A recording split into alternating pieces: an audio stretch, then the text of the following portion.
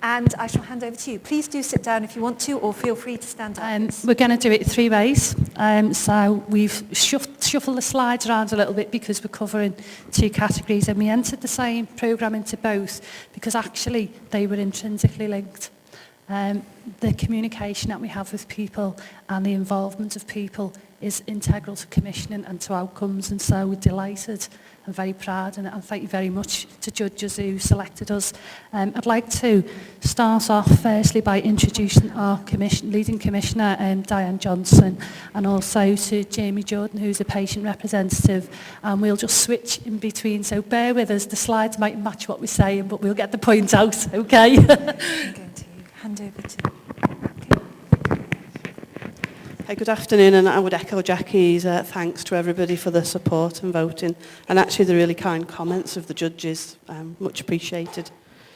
I was the lead commissioner for the service, and at the time we obviously were working through a joint strategic needs assessment where we identify those priorities that affect our local community.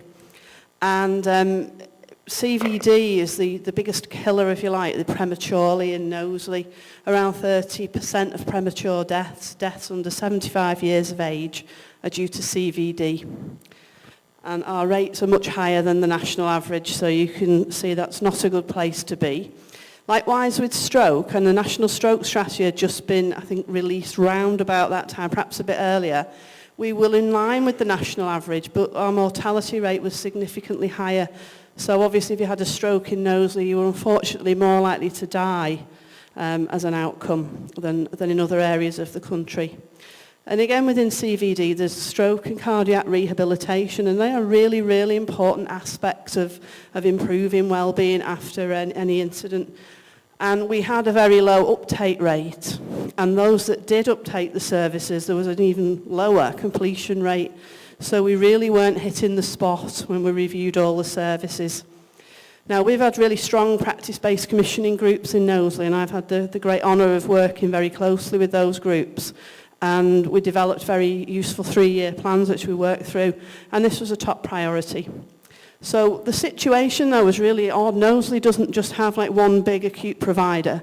There are 3 local hospitals that our patients sort of gravitate towards. They'll flow in these different directions, and we had a community provider that tended to sort of do a catchment area of one of those hospitals because that had been previously a community trust. So it was quite a complex picture of where services were, how they were accessed and the uptake of them. And what we did see in Knowsley was this rising unplanned care costs at all 3 local acute trusts. So there was admissions and also some of the variance in outpatient visits. So we were spending millions on people going all over the place and yet not seeing any real good outcomes. So at the time, as I say, they went into 3 local hospitals. One of them would have a first and then follow-up was very low, another one was very high. Cardiac rehabilitation was sometimes provided in hospital, but then sometimes in the community, and no one was quite clear where and when and why. Costs were going up, as we say. And we were a real outlier in Knowsley on this. We were costing very, very much above the rates of other northwest PCT areas. And we were getting increasing waits for outpatients, multiple attendances and backwards and forwards for tests and then waiting for results. So again, not a very good picture there. And we had our provider arm, as many PCTs did then, and that was the provider of the community service. And we had stroke services, early supported discharge, but we had about 220 strokes a year, and only about 60 or 70 people would fit the criteria for that service. And then for the remaining patients, we couldn't find out the outcomes, what had happened to them. It's not to say they hadn't received care, and I have to be really clear about that. It's just that we couldn't map that out and pick that back up and say, well, what were the outcomes? Cardiac rehab was delivered in the community once a week in one venue.